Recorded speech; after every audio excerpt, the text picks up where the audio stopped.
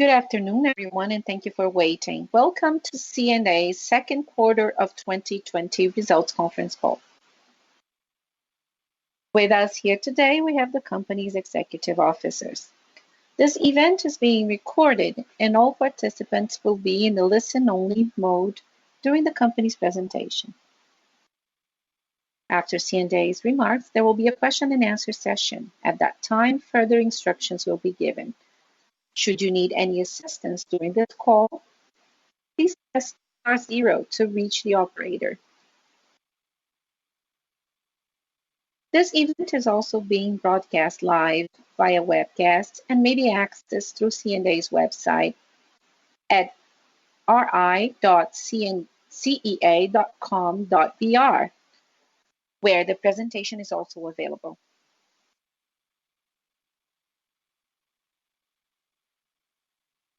Participants may view the slides in any order they wish. The replay will be available shortly after the event is concluded. We would like to inform you that this teleconference is being simultaneously translated into English to help our foreign investors. Before proceeding, let me mention that forward statements are based on the beliefs and assumptions of C&A's management and on information currently available to the company. They involve risks and uncertainties because they relate to future events, and therefore they depend on circumstances that may or may not occur.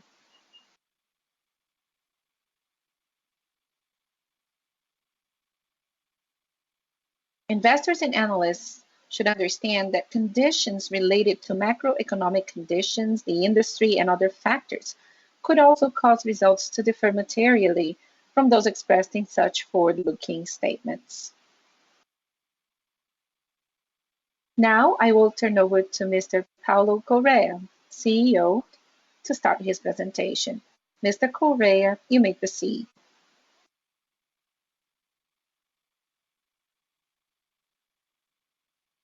Good morning.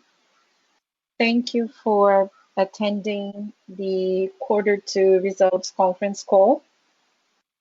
I will start this call by saying that the second quarter of 2020 was certainly one of the most challenging of our history.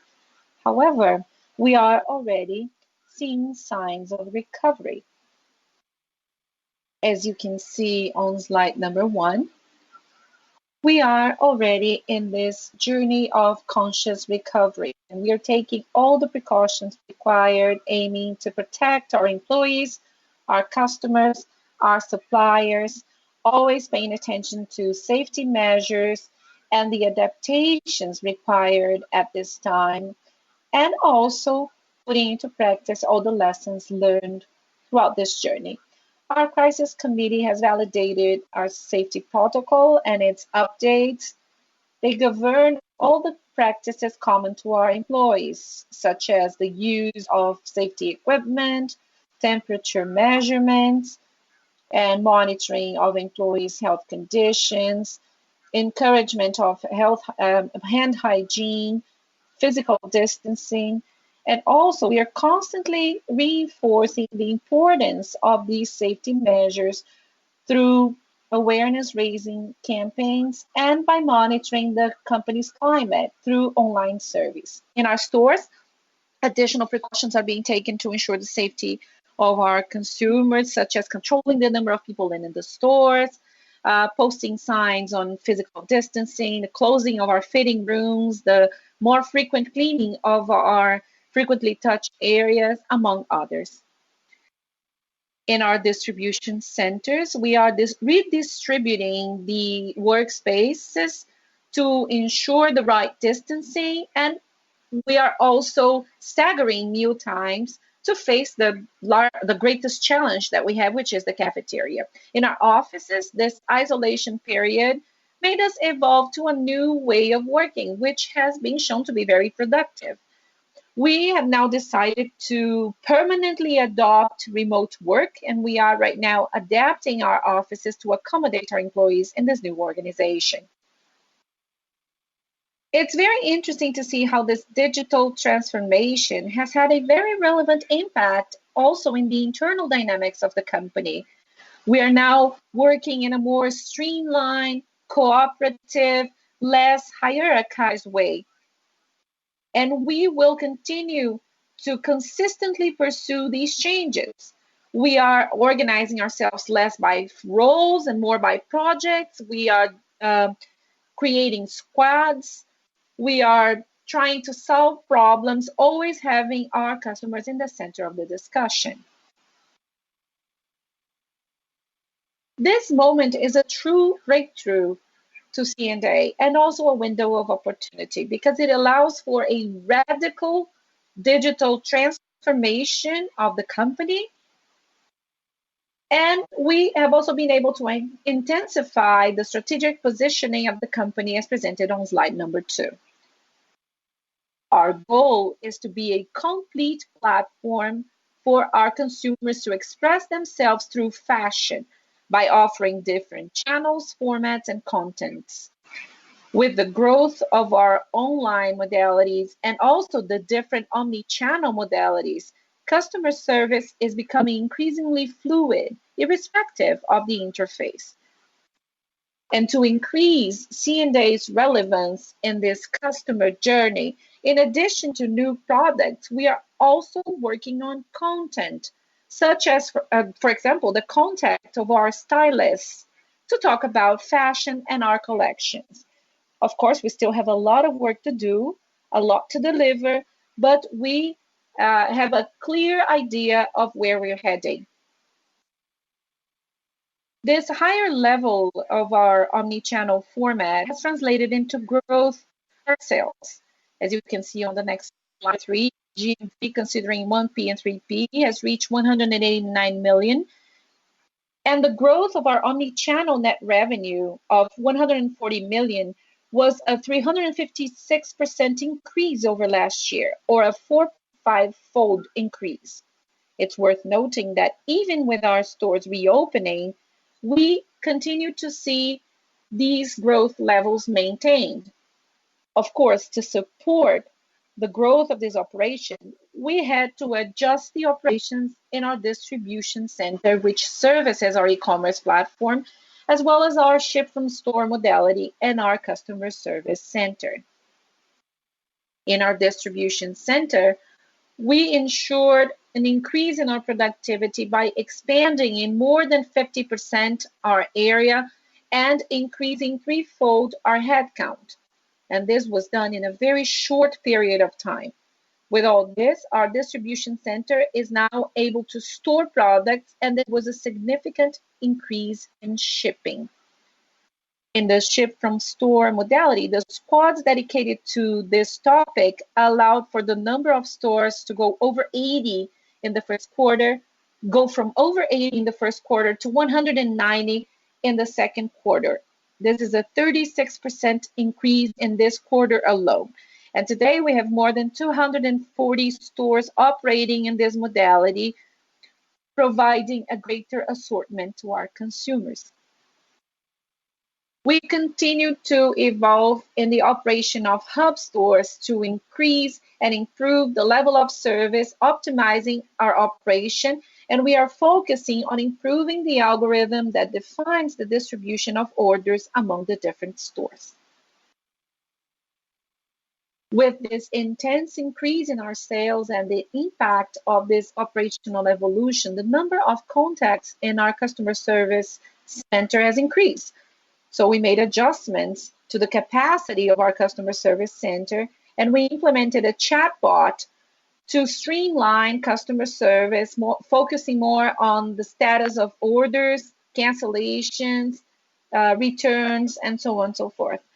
We learned a lot of lessons because the comments received made us review and revise our processes and improve our communication. Now let's move on to slide number 4. Here we see the digitization of our consumers. Our omni-channel strategy, which is based on our application, has evolved exponentially in quarter 2 with 3-digit growth rates when we refer to the monthly number of active users. Both over the second quarter of 2019 with a 658 increase in the number of active users, and also over the quarter 1 2020 with a 172% increase. in the number of installations of our app, the success of our campaigns to increase installation and use of the app can be seen when we compare the number of downloads in the first half of the year. C&A had a total of 7 million installations compared with other traditional players of our industry as well as pure online players. In the online context, another relevant evolution that we saw was in our marketplace, as we can see on slide number 5.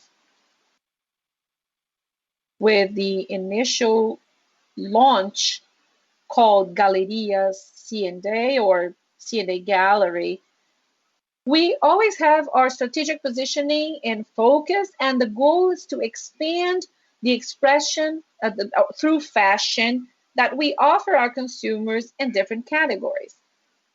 Some will complement their journey with jewelry, toys, games, pet products, in areas in which we are already operating and increasing the offer of products. During the quarter, there was a 360 increase in the number of active sellers and a 392 increase in the GMV over the first quarter of 2020, with a lot of renowned brands such as Rivara, Varider, Cia Marítima, Usaflex, and Dermash.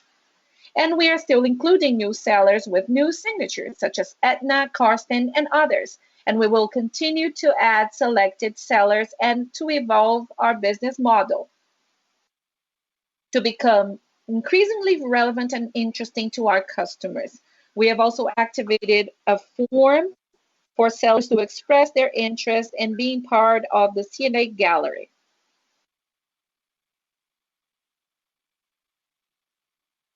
On slide number 6, I would like to talk a little bit about the other important initiatives in which we have advanced. The first was the drive-through click and collect, a launch that made it possible to use the click and collect modality while our stores were closed.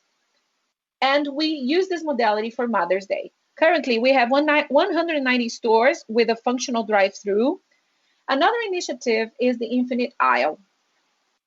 We have mobilized with equipment and training of employees so that all our reopened stores can offer this modality as of now. And the results have been very promising, particularly for fashiontronics. The idea is, if you cannot find a certain size or color or a certain item, our employees can help you buy these items online, and you can decide how you're going to receive these products. Sales through WhatsApp is also a pilot project that we are developing, both receptively and actively. The receptive format will make C&A available to our customers in their online journey and help with their navigation, providing information about products, and helping them check out. The active format will take C&A to select customers through our CRM team with individualized messages. Our store employees that contact the consumers will contact the consumers, and although this initiative is very recent, there is a lot of potential. C&A and You, or CEA e Você, our relationship program with 11 million members, showed a growth of 70% over quarter 2 and continues to evolve. And now we're testing different campaigns boosted by push notifications with a high level of conversion. We are using our analytics team to work on the segmentation and behavior analysis of our customers so that this interaction can be more assertive and personalized. And finally, as for assortment, this is an essential topic for our strategy to become a complete platform for our consumers. Our efforts are focusing on ensuring a greater offer and availability of products, regardless of the channel the consumer chooses to use. And focusing on our clients, we have maintained our focus on products during quarter 2 2020. As you can see on slide number 7, we launched different collections to keep interest levels up. C&A will even adopt this new way of working with short-term collections focused on consumption trends that are observed through a partnership with a startup that maps out traffic data on the internet and also based on our fashion analysts. In the future, we want to be more exclusive and faster. And this change is very inspired by our brand mindset, which has shown that it is possible to launch weekly collections at a very high speed and with a new way of working with suppliers. Mindset has been a great lab to C&A in terms of agility and innovation. And in Q2, for the first time, we had the pre-launch of a collection. And this was a very successful experience with our customers. It's a more assertive way of buying, and it's analytics based. Now, about our brick and mortar stores, let's look at slide number 8. Here we see the evolution of the number of stores reopened every week since the start of Q2. You can see that it took us a while to have a significant percentage of our stores reopened, particularly due to our geographic coverage. The average number of reopened stores in Q2 was 23.6%, and the curve only started to change more significantly when we started reopening in São Paulo and Rio de Janeiro. We currently have practically 100% of our stores reopened, although many of them are still working with shorter hours and fewer days of the week.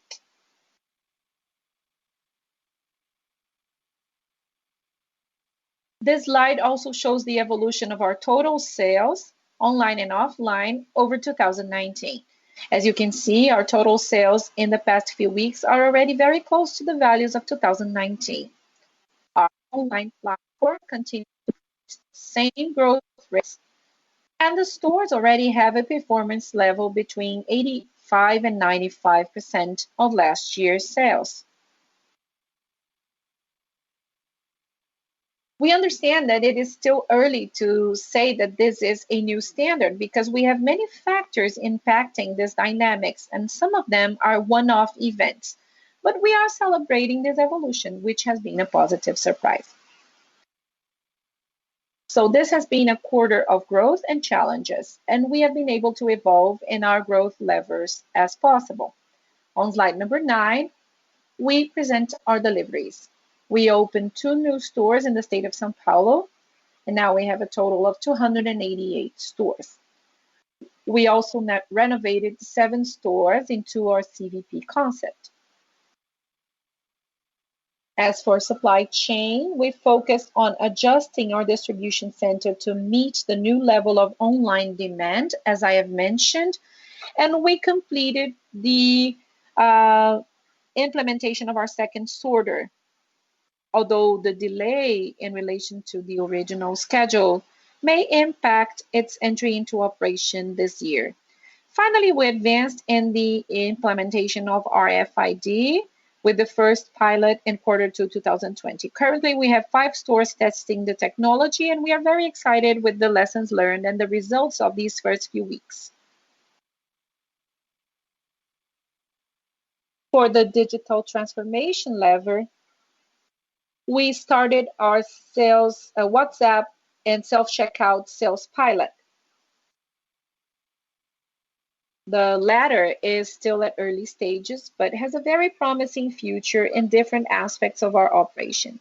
We also created our Digital Acceleration Committee to advise the administrative board with external experts.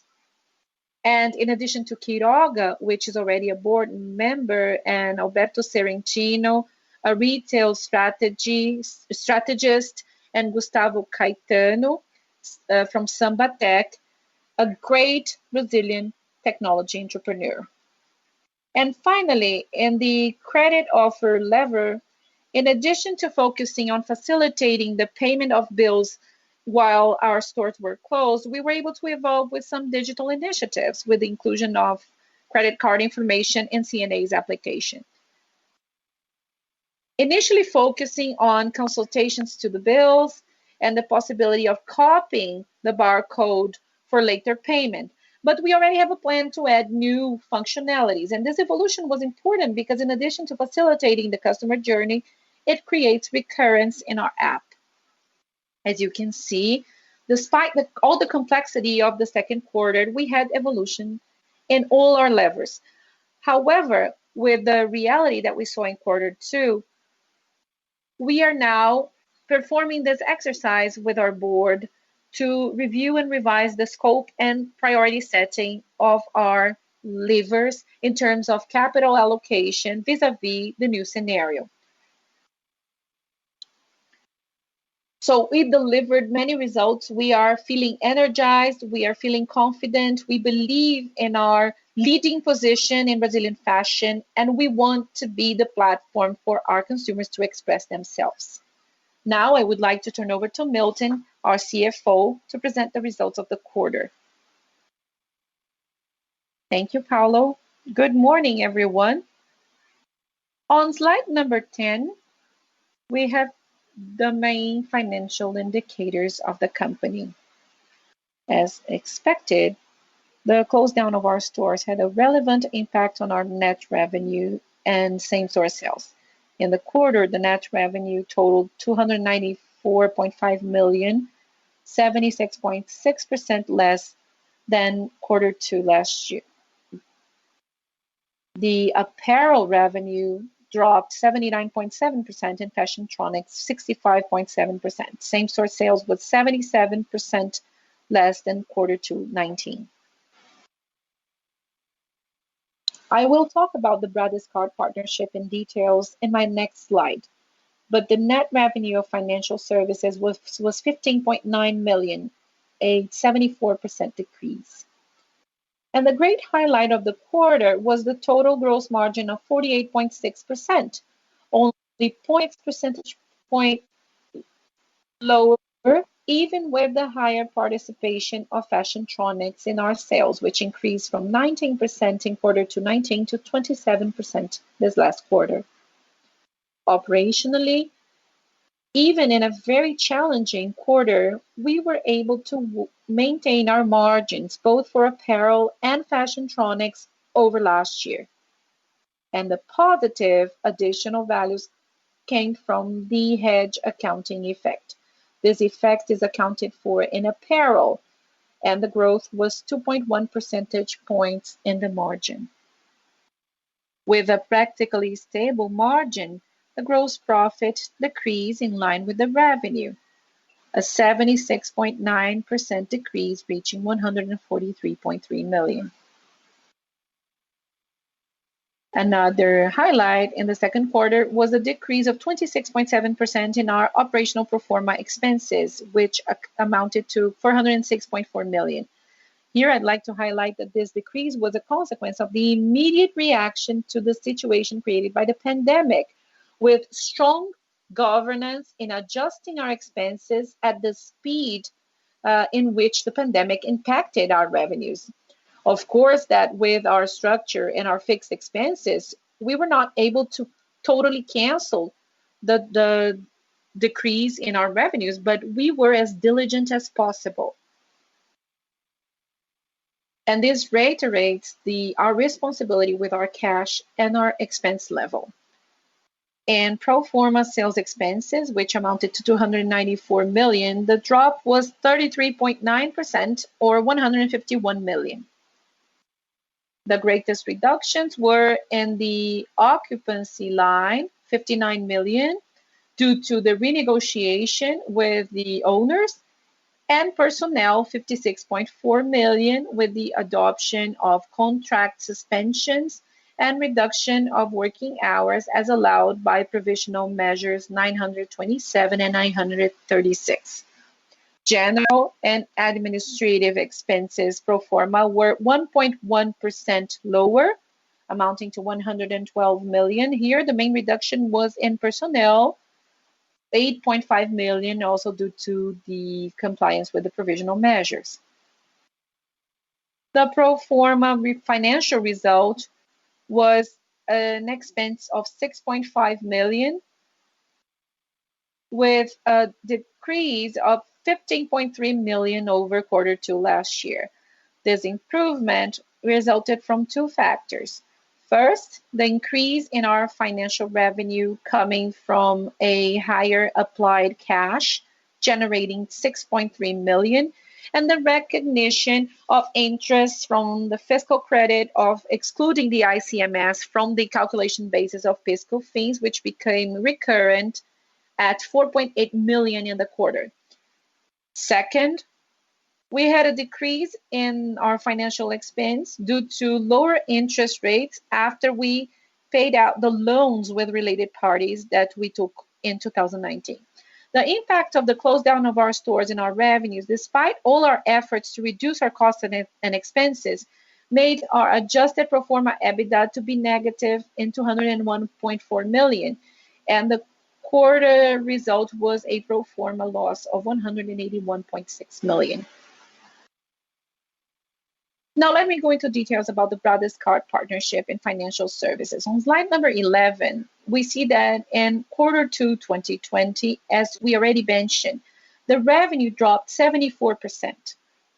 This performance was due to the greater provision for losses, for expected credit losses, and the reduction in our revenues due to the lower credit volume. This greater provision for credit-related losses resulted from the increase in delays. And for the bands over 90 days, we are already provisioning for nearly 100% of the open values. We also performed different movements to minimize the difficulty of our customers paying their bill, the difficulty of paying bills with our stores closed, which represented 44% before the pandemic, such as, for example, the installation of self-service totems outside our stores, the inclusion of payment information in our app. And about the financial situation of our consumers, we reduced our fees charged for payments in installments. We reduced the minimum payment. We extended the billing terms, among others. But as expected, there was an increase in delinquency in the quarter, even when we compare ourselves to our competition, because our calculation is the division of our net losses of annualized recoveries by the net average of our accounts receivable for the quarter. With this, the delinquency this quarter was the most impacted, with a peak in May, and then it remained high at 21.7%, an increase of about 5 percentage points. On slide number 12, we see our investments. The investment in the second quarter was 45.3 million, a 39.1% decrease over quarter 2 2019. Investments related to new stores, renovations, and distribution centers decreased when compared to the same quarter last year, despite our growth plan. And this was due to the shutdowns and everything, all the measures imposed by the pandemic, and also our focus on protecting our cash at this time of very high uncertainty. The digital transformation was the only initiative that was prioritized and accelerated, focusing on increasing our sales and increasing proximity with our customers. For this reason, IT projects, most of them related with the digital transformation of the company, had an increase of 19.2% in the values invested, reaching 21.7 million. And finally, on slide number 13, I'd like to present to you the evolution of our cash in the quarter. In these times of uncertainty, we know that protecting our cash is even more relevant, and this was our focus. As you can see on this slide, we started the quarter with 280 million. Then throughout the quarter, there was a consumption of operational cash of 172 million without any anticipation of receivables. And we also made investments of nearly 44 million. Additionally, we raised 1.2 billion with an average term of 2.1 years and with an all-in average cost of CDI plus 2.35%. With this, we reached the final cash balance of 1.2 billion in the end of the quarter. When we consider the debt, we closed the quarter with a net cash position of 53.8 million.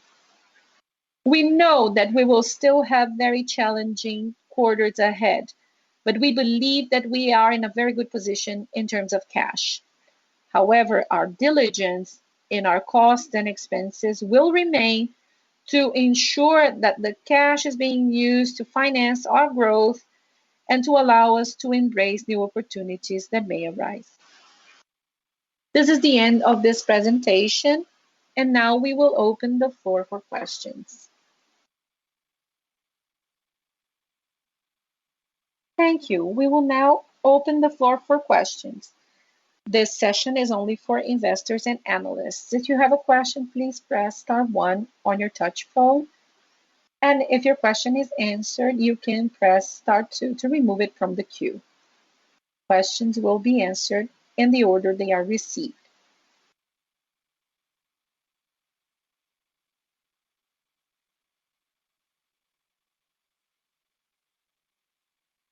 The first question in English is from Andrew Human, Morgan Stanley. Hi, thanks very much for the question. So the weekly detail you provided was very helpful, and it seems like you're almost back to full sales levels based on still limited hours. So I'm wondering what you're seeing in terms of traffic, basket size, and consumer shopping behaviors, and anything that impacts how you think about managing the store base going forward based on this result. Thank you.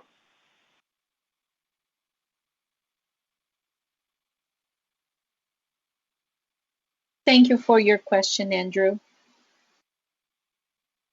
What we see in our results is that they are different.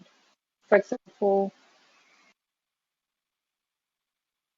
when we look at the composition of what we used to call sales generation model, because now we're seeing a slower flow recovery when compared to the sales recovery. But this is offset by a much higher conversion level than last year's.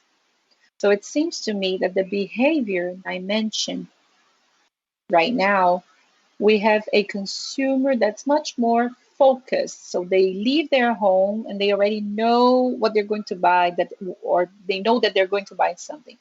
In terms of that passing traffic in our stores and during lunch breaks, for example, or people just coming in to take a look, this leisure traffic has decreased greatly. So now we have a more transactional, more focused traffic with a much higher conversion rate. Another dimension that is also important to mention is that considering the pandemic, we are seeing also a change of behavior towards a more casual wear and not so formal. So of course, these categories, and this is great news to us because our positioning is to be more democratic, more eclectic, and we're very strong in youth and casual wear. And this seems to be a more solid trend, and we are looking into continuity, I think, of this trend. So we're seeing this gradual evolution of the flow. It is happening, but it is low still. But there was this change in the mix of categories. We have some categories with a lot of acceleration and 2-digit growth rates, even with our stores only partially reopened, and other categories that are facing more difficulties, particularly formal wear, office wear, which is according to what was expected during this resumption.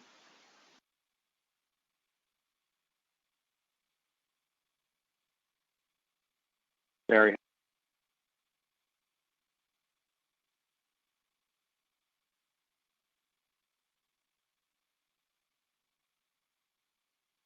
The next question is from Tobias Singeli Seeker. Good morning, Paulo. Could you tell us a little bit about the trends in terms of margin and also hedge? We know that the market is much more promotional now than before. So can you share with us what you see in terms of the gross margin from now on? And also, could you elaborate more on the changes that you're making to accelerate the time to market, so speed, more collections? You touched on that, but can you explain more how the company is changing in this sense. Thank you.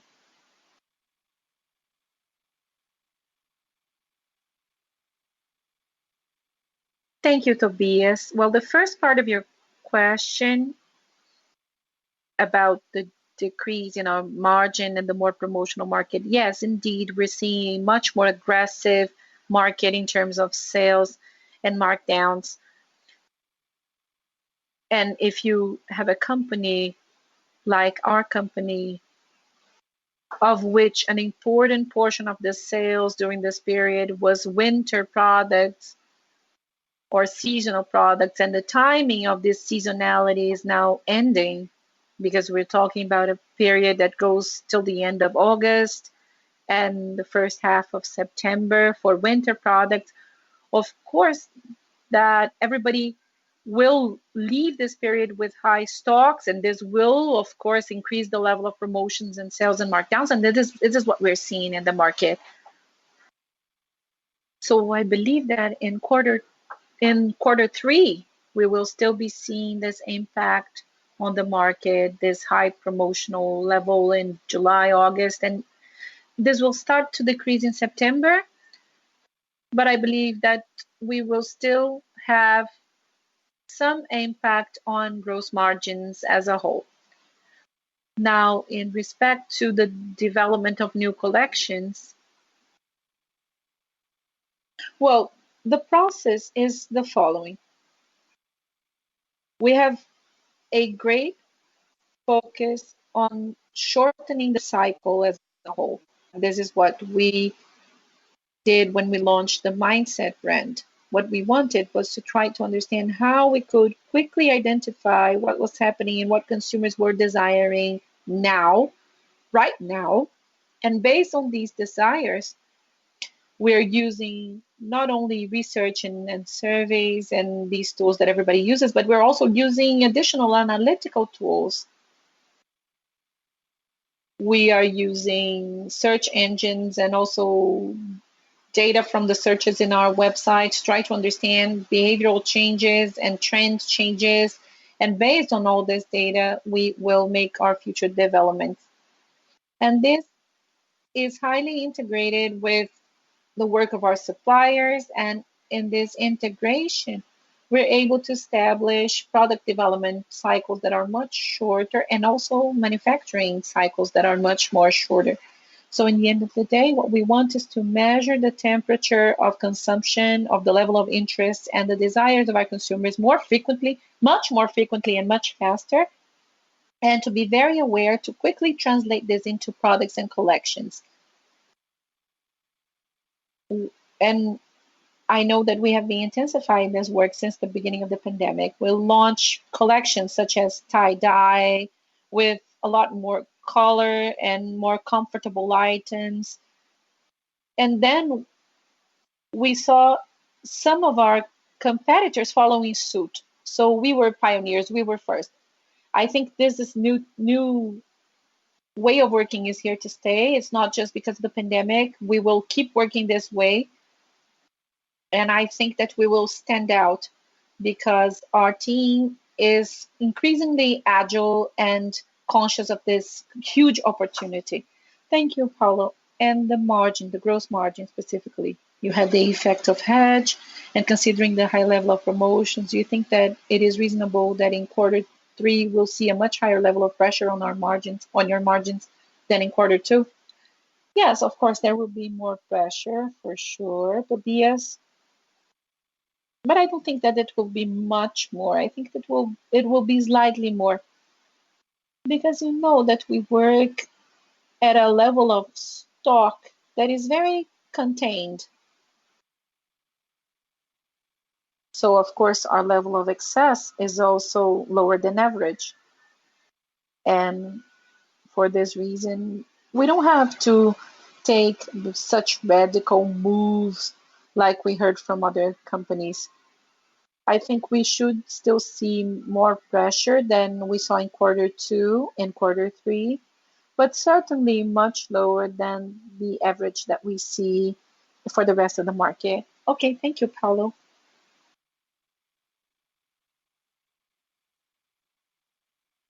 Next question is from Eric Wang, 11 Financial.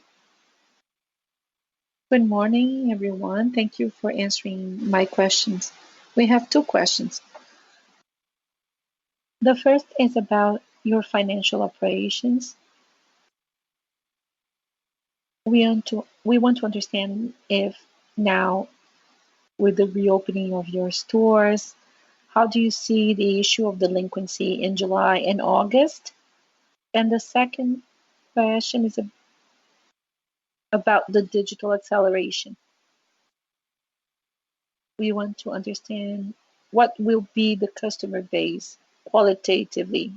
Are you talking about new customers that didn't used to buy at C&A or existing customers? And what is the conversion rate of your customers on your application specifically? Hello, Eric. Thank you for the question. Let me start with the first part about delinquency.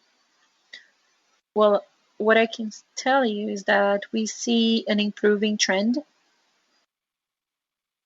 The worst month of the quarter was May, because part of the increase was explained by our customers' difficulty to pay their bills. But as we started to offer new alternatives to address this difficulty, we started to see an improvement in our delinquency rates.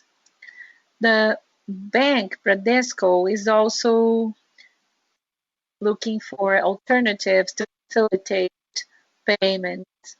They flexibilized many conditions of their product. They reduced, for example, the minimum payment, and this is really helpful now that our customers are out of cash. There was also an increase in the renegotiation of delays and also in the number of installments. So negotiations in general were facilitated, and this really helps. And as I said in the beginning, the way we calculate delinquency considers the annualized net credit loss. So if we look at the first half of the year, delinquency was 17%. And you also asked about the current trend. We have gone back to levels pre-crisis. So we know that our customer base is very healthy. And the central bank, through 2682, resolution 2682, they determine how delinquency is calculated. And our partner is prudently working above the minimum rates, the minimum values. So the provisions are very prudent, and looking forward, as the behavior changes, we will see a different impact in the future. Of course, we cannot affirm this right now, but what I can tell you is that right now we have gone back to pre-crisis levels of delinquency. And Eric, the second part of your question was about the profile of our online customers during the pandemic. Here we divide them into four major blocks. We have the block of customers that were already customers of our e-commerce channel. The second block is customers that were already multi-channel or omni-channel customers, as we call them. The third block are offline customers that are now shopping online. So they are what we call migrated customers. And the fourth block is new customers.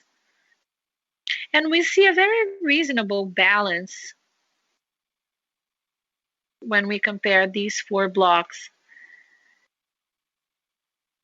And then I can even subdivide these customers into two groups, because there was this group that was pure e-commerce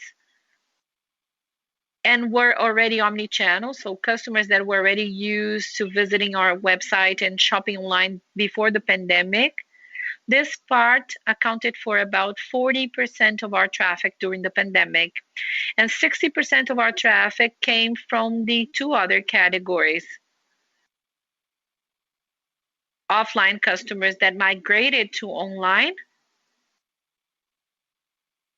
and we know that customers that become Omni have a lifetime value much higher than single channel customers, and also a very reasonable percentage of totally new customers that were neither off nor online before the pandemic, and then during the crisis started to use our platform.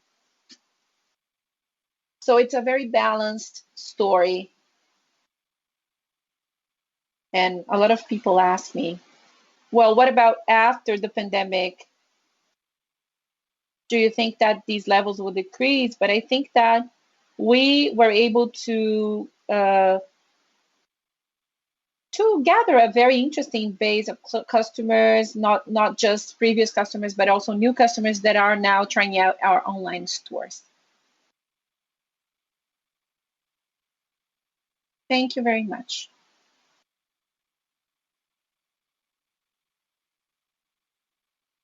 The next question is from João Vitor Gomes, Torrentino Clube de Investimentos. Thank you.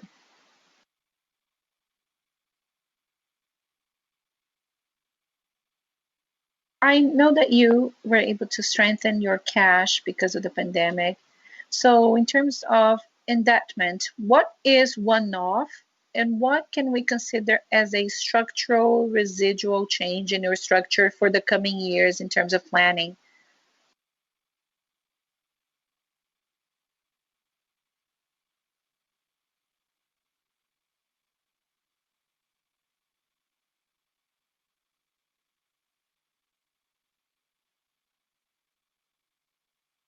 Hello, João Vitor. Thank you for your question. Our cash policy and fundraising policy was renewed in our IPO. So in March, we started this external raising, and until that moment, everything was being done internally. So we determined a minimum rate policy.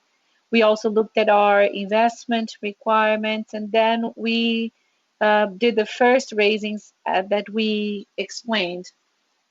After that, with the scale up of the pandemic, we were alerted and we focused on protecting the company's liquidity.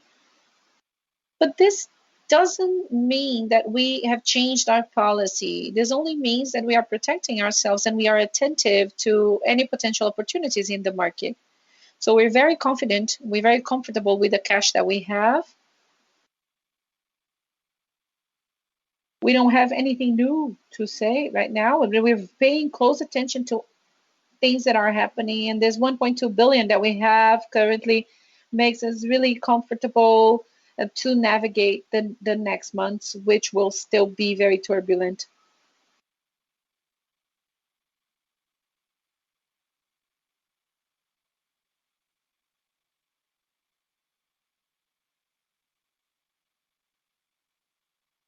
Already have a very good perception of how effective it was.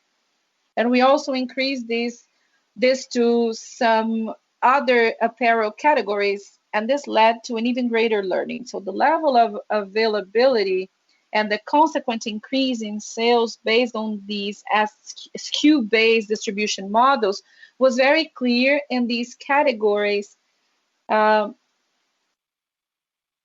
this led to the acquisition of the second sorter, which was something that we had already planned, but we confirmed that this was the right way to go based on the results that we had with the first one.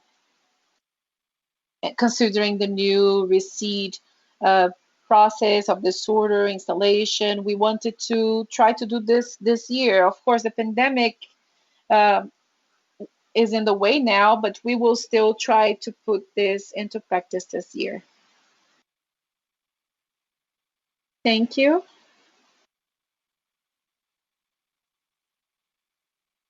The next question is from Rodrigo Dias, BCIS Management. Hello, good morning. Thank you for answering my question. I would like to ask about the evolution of SKUs and marketplace on your website.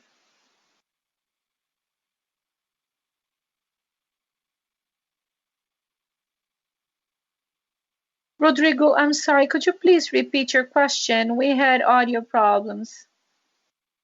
Could you please repeat your question? Speak up a little bit, please.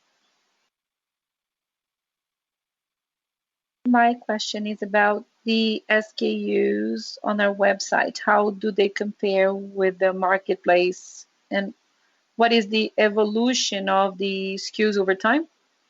And also the delivery times online. Thank you.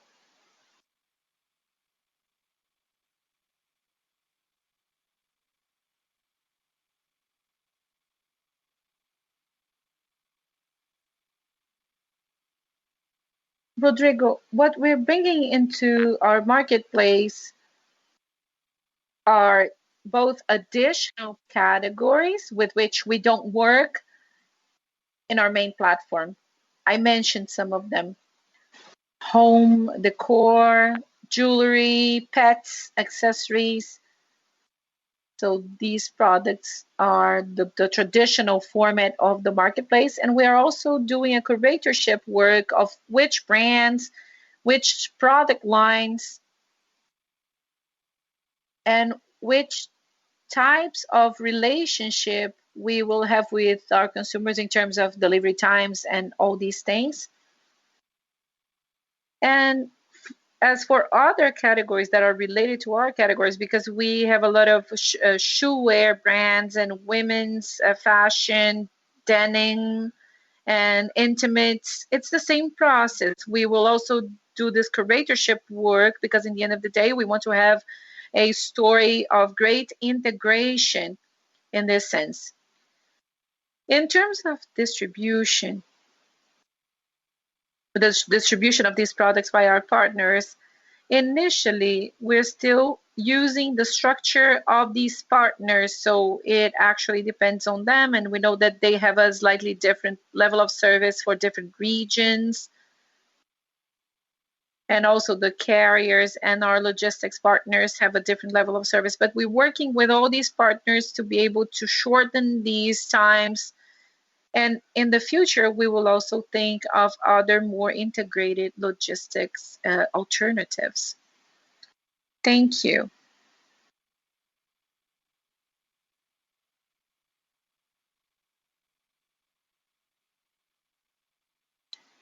This question and answer session is now closed. Now we would like to turn back over to Mr. Paulo Correa for his final remarks. Mr. Correa, you may proceed.